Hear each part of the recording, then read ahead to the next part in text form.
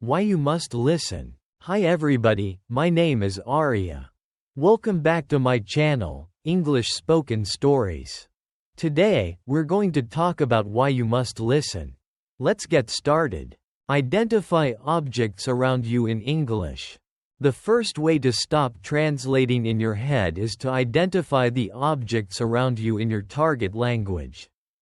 So, if you're studying English, that means you look at the objects around the room and think of them in English.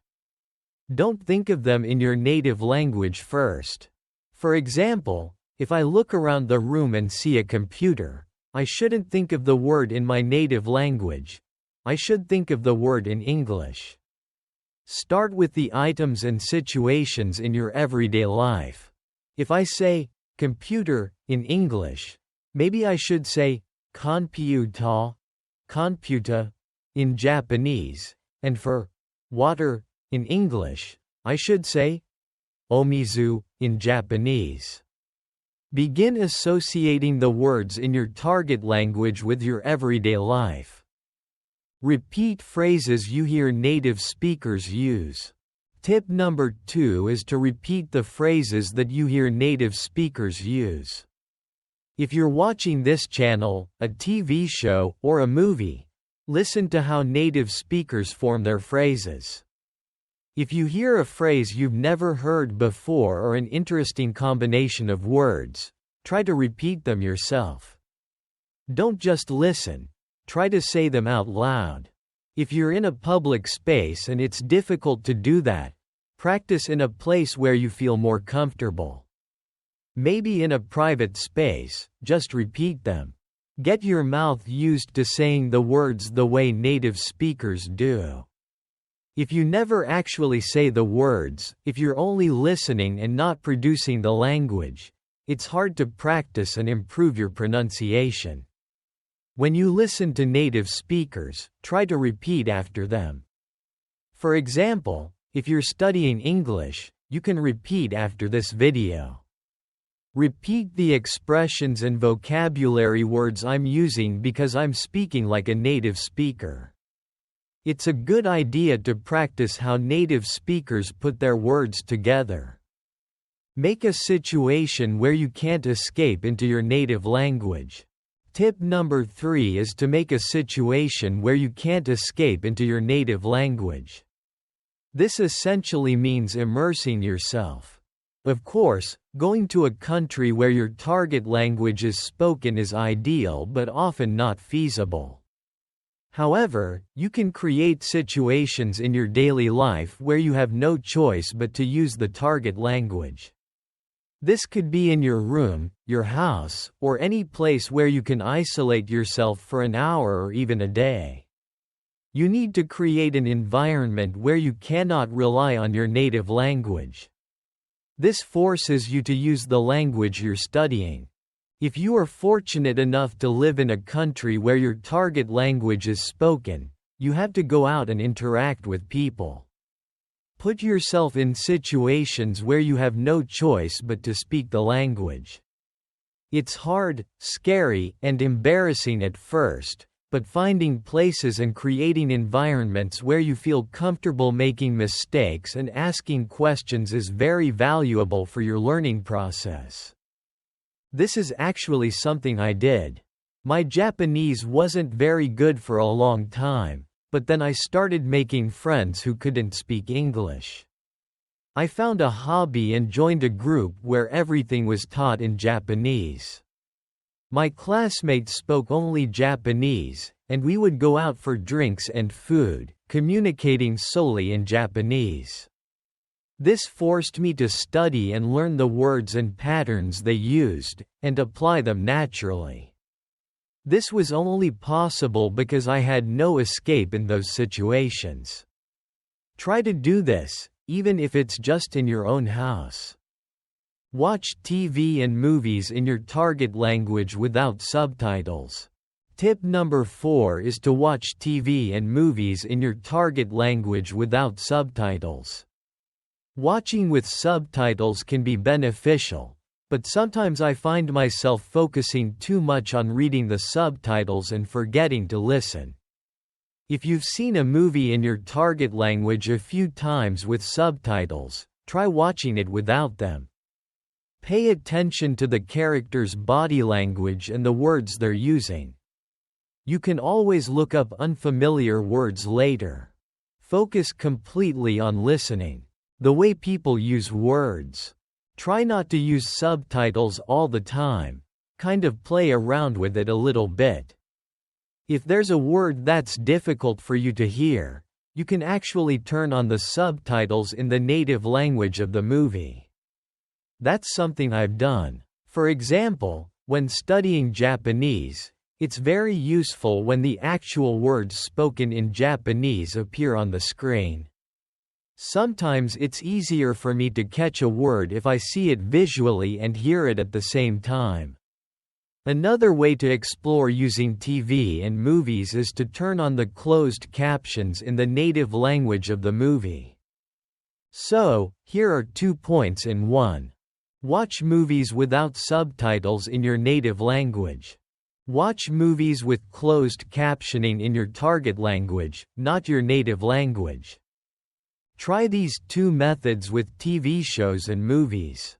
Don't bring a dictionary to your lesson. Tip number 5. Don't bring a dictionary to your lesson. Electronic dictionaries on our phones are very convenient and important resources. However, one thing that bothers me, and I think is detrimental to students, is when they use a dictionary during a conversation practice session. When students reach a point in the conversation where they don't know the word they want to use, they often pull out their dictionary, interrupting the flow of the conversation.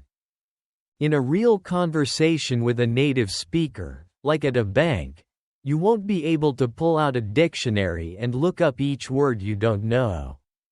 Instead, try using a different strategy. If you find a word you don't know in conversation, explain it to your conversation partner. They might know the word. When people take the time to teach me a word, I remember it much better than just looking it up in a dictionary. Try not to use a dictionary in your conversation practice.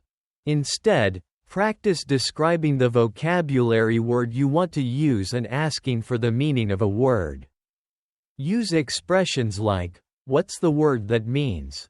or describe it with characteristics. You have many tools at your disposal, so use them. Train responses to common questions. Tip number 6 is to train responses to common questions. For example, a very common question in English is, "Hey, how are you?" You should know how to answer this question quickly. "I'm good." If it takes you a long time to answer this question, you need to practice. Sometimes I ask students a question and they struggle to respond quickly. For common questions like, "How are you?" just have a default response ready. "I'm good," "I'm okay," or "not bad." Think about a handful of responses to common questions and train them until they feel natural. This will save you time and help the conversation flow smoothly. Study with materials that don't provide a translation. The next tip is to study with materials that don't provide a translation. If you're using worksheets or textbooks that have your target language and your native language side by side, try to study only in your target language. Simplified explanations in your target language can be very helpful. While it's sometimes useful to look up a word or understand a grammar point in your native language, finding materials that provide explanations in your target language can be more beneficial. Think about your target language in your target language. Again, you're learning to think on a simpler and more basic level about the language you're studying. This can be really beneficial. Finding materials without translation can help, whether they are books, written materials, or video materials. There are various ways to find materials in your target language, such as videos and TV shows. Consider the level of vocabulary words people are using, the intended audience, children, young adults, and the speed at which the speaker is talking. I have the ability to adjust the difficulty of videos based on the rate of speech, the vocabulary used, and the number of idioms included. We can create very challenging video series by using advanced vocabulary or speaking quickly. Conversely, as you might see in our English in 3 Minutes series, we can use simple vocabulary and speak at a slower rate. This video, for example, is at an intermediate level, so please keep that in mind. Think about the audience and level of your audio and visual materials as well.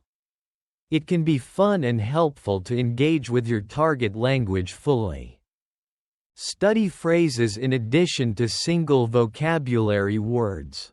The next tip is to study phrases in addition to single vocabulary words. Vocabulary is important, but understanding how a word is used in a phrase can help you grasp the nuance of that word.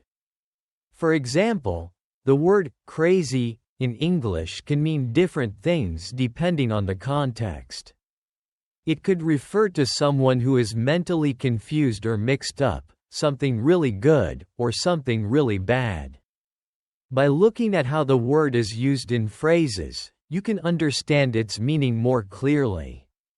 Learning words in context helps you gain more information and understanding. Do your daily activities in English where possible. Try to do some of your daily activities in your target language. If you're studying English, think about your everyday life in English. For example, while filming a video, going to work, cooking breakfast, or doing laundry, think about what you have to do tomorrow in English. This helps you practice verbs and other vocabulary. If you're doing something at work and wonder, what's the verb for a picture, you might check a dictionary and find the verb draw. This way, you can identify gaps in your knowledge and fill them. Thinking about your daily activities in your target language is a fun and effective study method. Use a learner's dictionary for new words. The last tip is to use a learner's dictionary for new words. Learner's dictionaries in English provide simplified explanations in simple English. Instead of checking the meaning of a word in your native language, check it in your target language. This helps you understand the word in the context of the language you're studying. Using a learner's dictionary can be very useful. Conclusion: those are 10 tips to help you stop translating in your head. It's difficult, but with time and practice, these strategies can aid your language learning. Although this is an English language learning channel, these tips can be applied to learning any language. If you have tried these strategies or have other tips, please let us know in the comments section below. Thanks for watching this episode of English Spoken Stories, and I will see you again soon. Bye.